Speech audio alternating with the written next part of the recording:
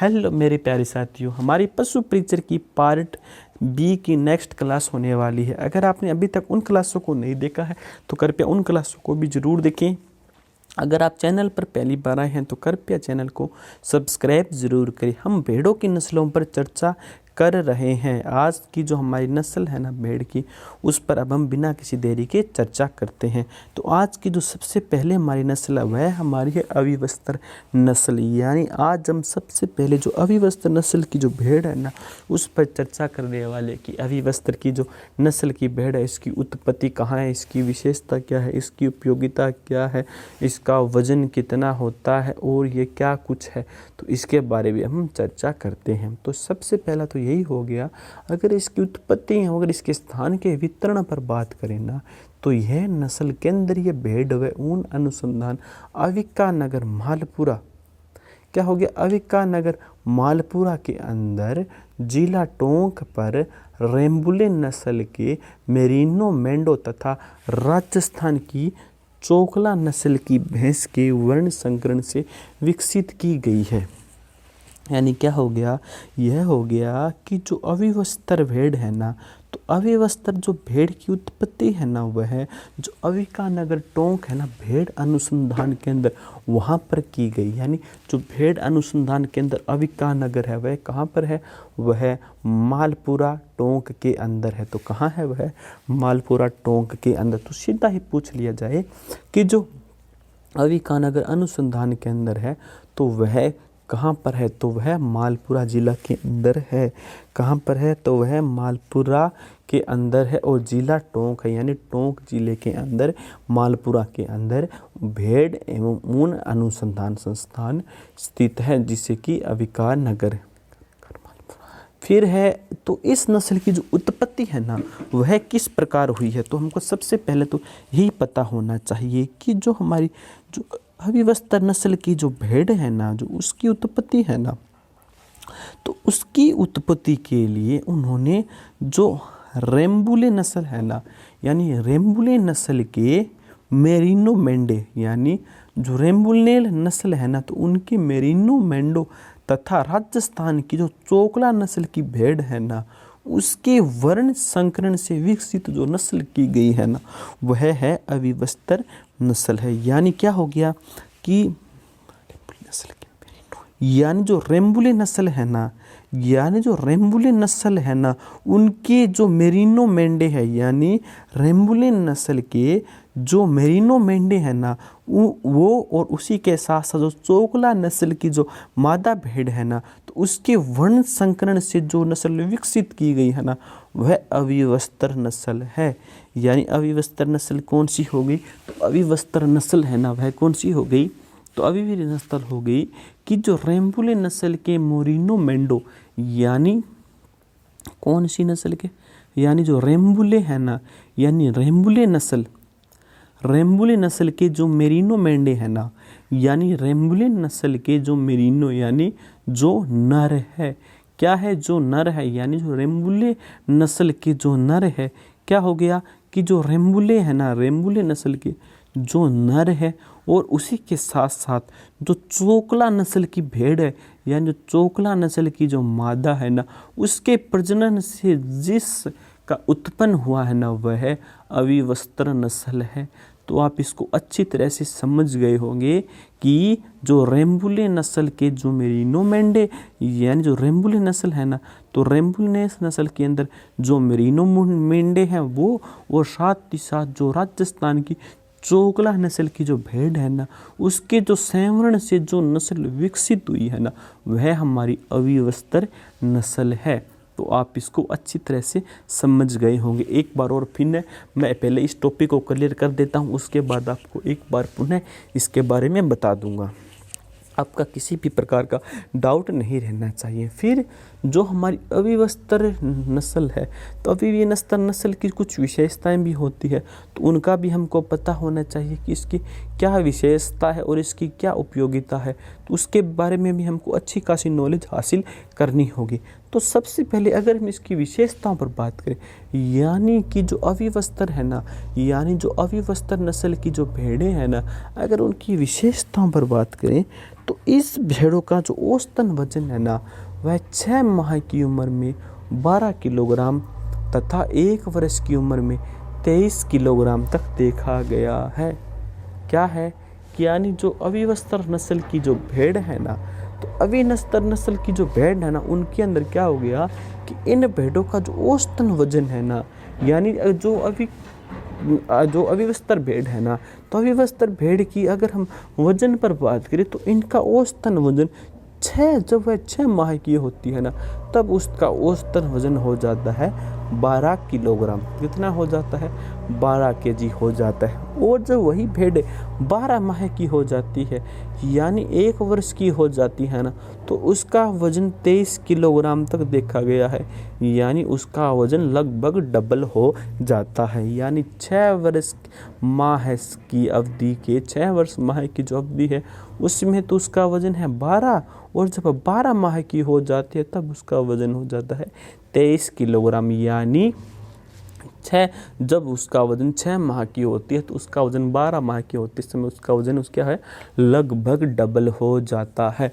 तो यह आपको याद रखना है कि जो अविवस्त्र जो नस्ल की जो भेड़ है ना, तो अविवस्त्र नस्ल की जो भेड़ का जो औसतन वजन है ना, जब वह 6 माह की उम्र की होती है ना, जब वह 6 माह की होती है ना, तब उसका वजन 12 किलोग्राम के आसपास होता है, यानी 12 किलोग्राम तक ही होता है। और फिर जब वही भेड़ जब वह 1 वर्ष की हो जाती है, यानी जब वह भेड़ 12 महीनों की हो जाती है, कितने दिनों की? 1 वर्ष, या फिर हम इसको कहते हैं 12 महीनों की जब यह भेड़ हो जाती है ना, तब इसका वजन अप्रोक्सीमेट 23 किलोग्राम तक देखा गया है, यानी इसका वजन डबल हो जाता है। यानी 12 महीने की होते होते जो अविवस्त्र नस्ल की जो भेड़ है ना, इसका वजन 23 किलोग्राम तक हो जाता है, जो कि डबल हो जाता है।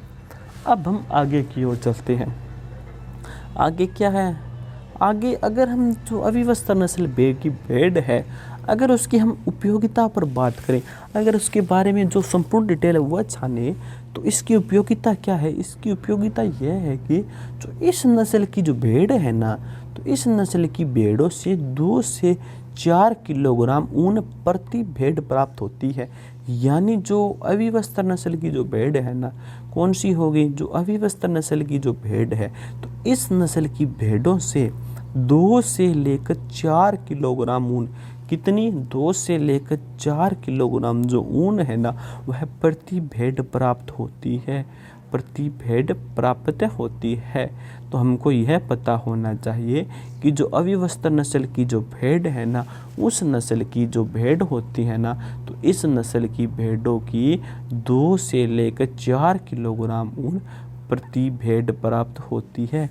इनमें मेमनों की वार्षिक जन्म दर 93.21% देखी गई है। यानी जो इस मेमने की जो इस भेड़ की नस्ल के अंदर जो मेमने हैं ना, तो मेमनों की जो वार्षिक जो जन्म दर है ना, वह इनकी 93.21 है। यानी यहाँ की जो नस्ल के जो अविवस्त्र नस्ल है उसके जो मेमने होते हैं ना, तो उसकी जो वार्षिक जन्म दर है ना, वह 93.21% तक देखी गई है, जो कि अच्छी खासी है।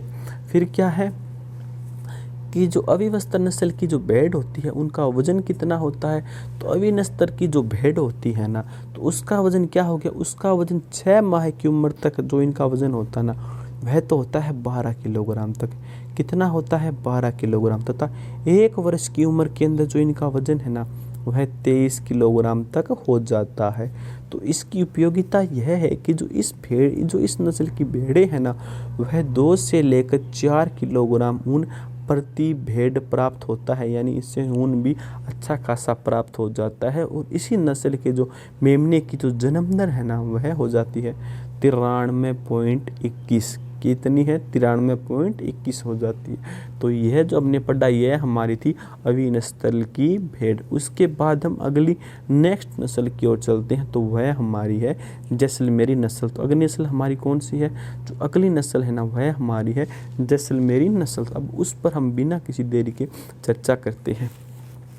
तो जैसलमेरी जो नस्ल है, अगर जैसलमेरी नस्ल की अगर हम इसकी उत्पत्ति पर चर्चा करें, अगर इसकी उत्पत्ति एवं स्थान पर वितरण पर चर्चा करें तो क्या कुछ है, तो यह नस्ल क्या होगी, यह नस्ल जैसलमेर के अलावा जोधपुर तथा बाड़मेर जिलों की पश्चिमी सीमाओं पर मुख्य रूप से पाई जाती है।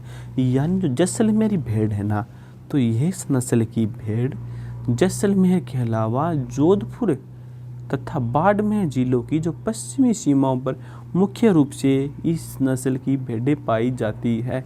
तो आपसे पूछ लिया जाए कि जैसलमेरी भेड़ वह कहाँ पर पाई जाती है, तो जैसलमेरी भेड़ क्या हो गया, तो यह नस्ल जैसलमेर के अलावा जोधपुर तथा बाड़मेर जिलों की जो पश्चिमी सीमाओं पर जो मुख्य रूप से पाई जाती है ना, वह जैसलमेरी भेड़ पाई जाती है। जैसलमेर इनका मूल स्थान होने के कारण इनका नाम जैसलमेरी नाम रखा गया, यानी जैसलमेर जिला ही है इनका मूल स्थान है, इसी कारण इसका नाम जैसलमेरी भेड़ रखा गया।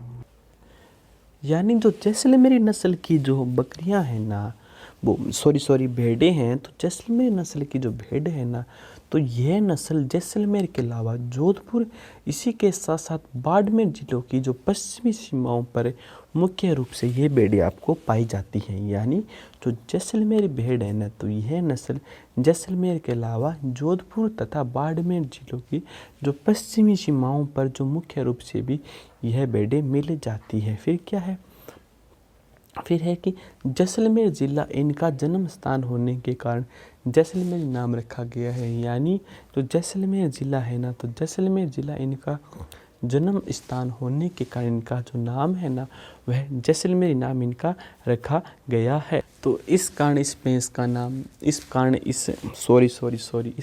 भेड़ का नाम जैसलमेरी रखा गया था। फिर जो हमारी जैसलमेरी भेड़ है ना, अगर इसकी हम विशेषताओं पर चर्चा करें कि इसकी क्या विशेषताएं हैं, तो जो जैसलमेरी नस्ल की जो भेड़ें हैं ना, यह राजस्थान की अन्य सभी भेड़ नस्लों से यह अधिक बड़े आकार की होती हैं। यानी जो राजस्थान के अंदर जितनी भी और अन्य भेड़ें हैं ना, तो उन सभी नस्लों से यह नस्ल की जो भेड़ें हैं ना, वह आकार में बड़ी पाई जाती है, यानी यह आकार में बड़ी होती है। यानी जो जैसलमेरी नस्ल की जो भैंस है, जो जैसलमेरी जो नस्ल की जो भेड़ें हैं ना, वह राजस्थान के अंदर जितनी भी भेड़ें पाई जाती है ना, तो उन सभी भेड़ों के अंदर ये इसको जो शरीर है ना, वह सबसे बड़ा होता है, यानी यह बड़े आकार की भेड़ होती है। इनकी शारीरिक बनावट सुदृढ़, हष्ट-पुष्ट और वर्गाकार होती है। यानी कि जो जैसलमेरी भेड़ है, यानी जो जैसलमेरी भेड़ है ना, तो इनकी जो शारीरिक बनावट है ना, यानी इनकी जो शरीर की बनावट है, तो इनकी शरीर की बनावट क्या होती है, तो इनकी शरीर की बनावट सुदृढ़ होती है। यानी सुदृढ़ यानी सुंदर होती है। कैसी होती है, सुदृढ़ होती है। उसके बाद क्या है, उसके बाद क्या होती है, उसके बाद इसको यह हष्ट पुष्ट होती है। कैसी होती है, यह हष्ट पुष्ट होती है। और इसी के साथ साथ यह वर्गाकार होती है। और कैसी होती है, इसी के साथ साथ यह वर्गाकार होती है। यानी तो इनकी जो शारीरिक बनावट है ना, वह सुदृढ़, हष्ट पुष्ट और वर्गाकार होती है। इनका जो सिर होता है ना, तो इनका शरीर बड़ा होता है तथा नाक रोमन प्रकार की होती है। यानी कि जो जैसलमेरी भेड़ है ना, तो जैसलमेरी भेड़ों का जो सिर होता है ना, तो सिर का साइज थोड़ा सा बड़ा होता है, यानी इनका शरीर बड़ा होता है। उसके बाद जो इनकी नाक है ना, तो इनकी राख रोमन प्रकार की होती है। यानी जो जैसलमेरी भेड़ है, उनकी नाक कैसी होती है, तो उनकी नाक होती है ना, वह रोमन प्रकार की होती है। तो यह हमको याद रखना है कि जो जैसलमेरी भेड़ है ना, तो जैसलमेरी भेड़ का सिर तो हो जाता है बड़ा और नाक हो जाती है इनकी रोमन प्रकार की इनकी नाक होती है। फिर हम आगे की ओर चलते हैं। तो आगे हमारा क्या है, आगे है इनका चेहरा है ना, चेहरा काला या गहरे भूरे रंग का होता है तथा रंग गर्दन व गर्दन के नीचे आधे भाग तक फैला रहता है।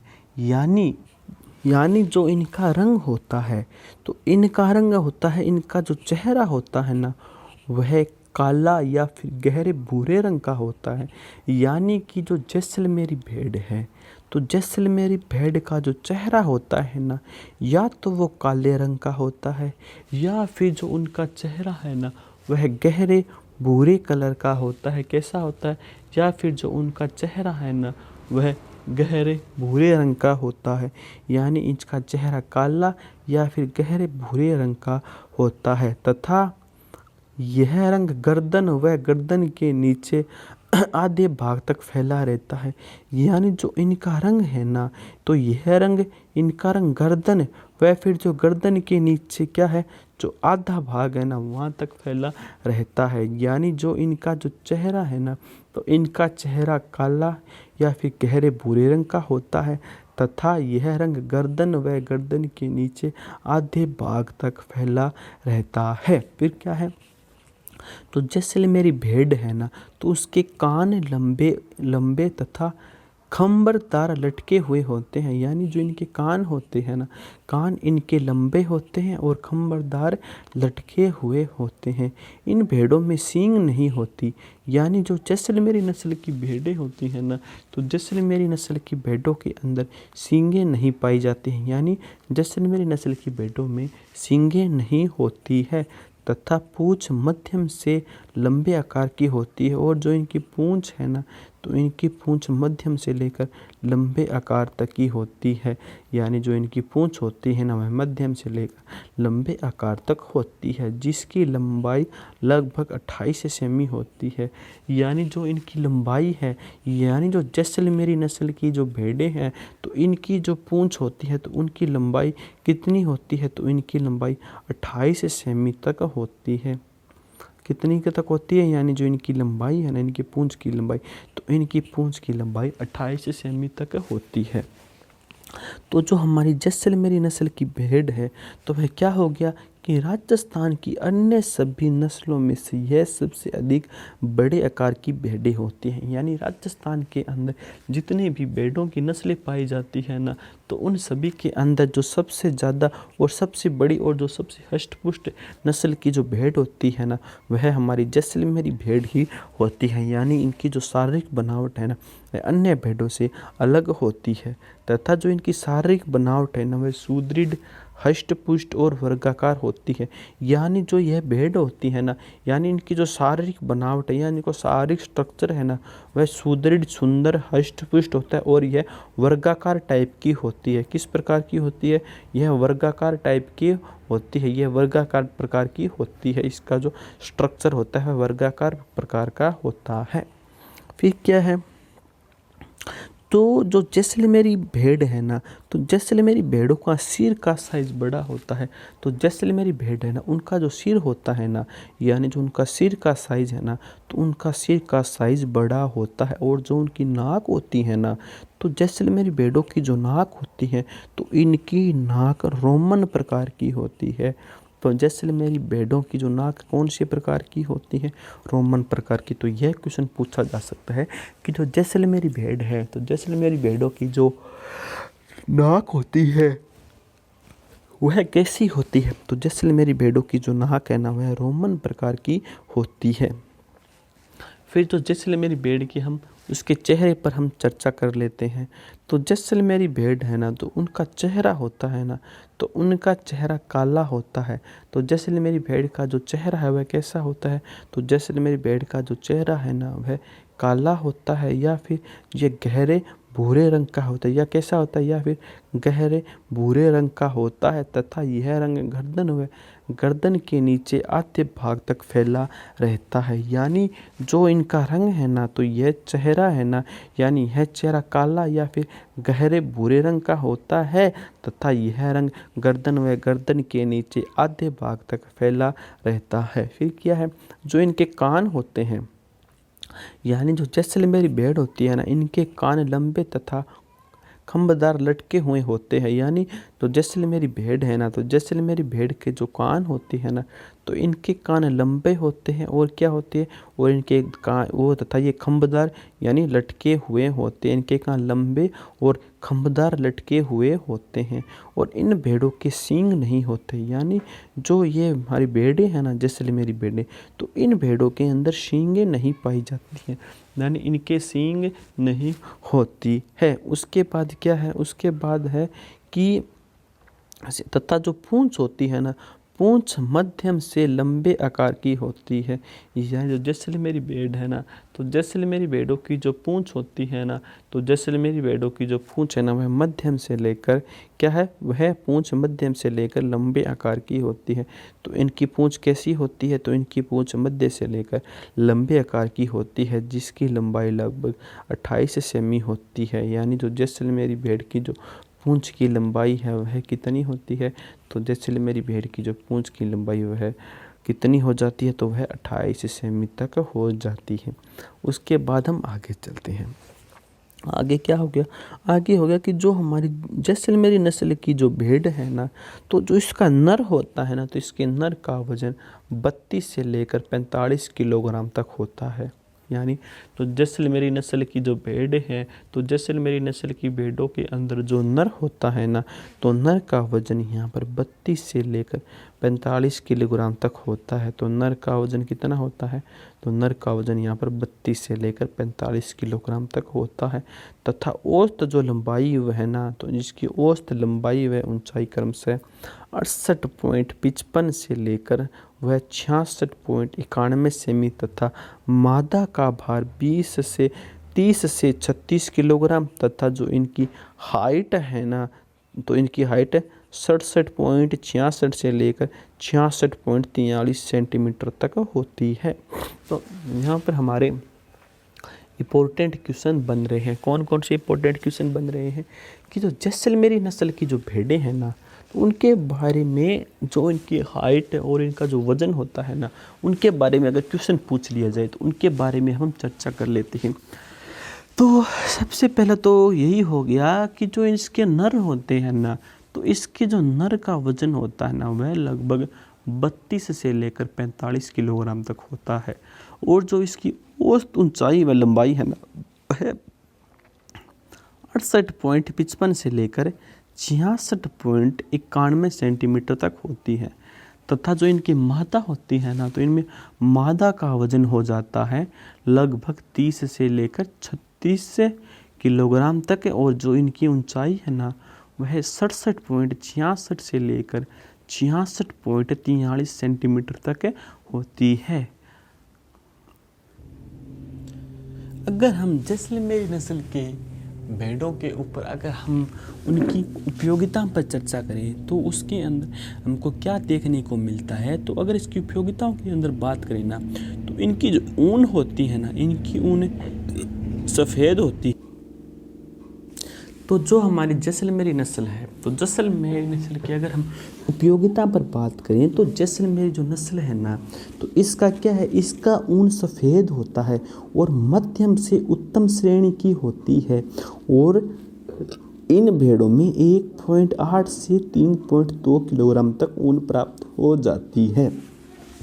यानी जो जैसलमेरी भेड़ें होती हैं ना, तो इसके अंदर जो इनसे जो ऊन प्राप्त होता है ना जैसलमेरी भेड़ों से, तो वह ऊन एक तो सफ़ेद होता है और एक जो मध्यम से उन्नत श्रेणी की होती है। यानी जो उनकी ऊन है ना, वह मध्यम से उत्तम श्रेणी की होती है, यानी उनकी ऊन की जो क्वालिटी है ना, वह बढ़िया होती है। और इन भेड़ों से 1.8 से लेकर 3.2 kg तक यहाँ पर ऊन प्राप्त हो जाता है।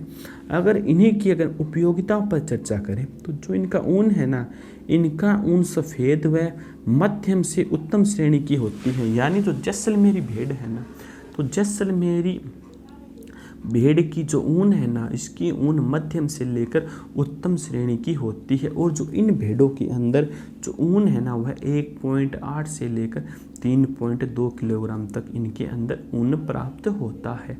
फिर जो इनके अंदर जो नर होते हैं ना, तो नर का वजन इनमें 32 से लेकर 45 किलोग्राम तक होता है।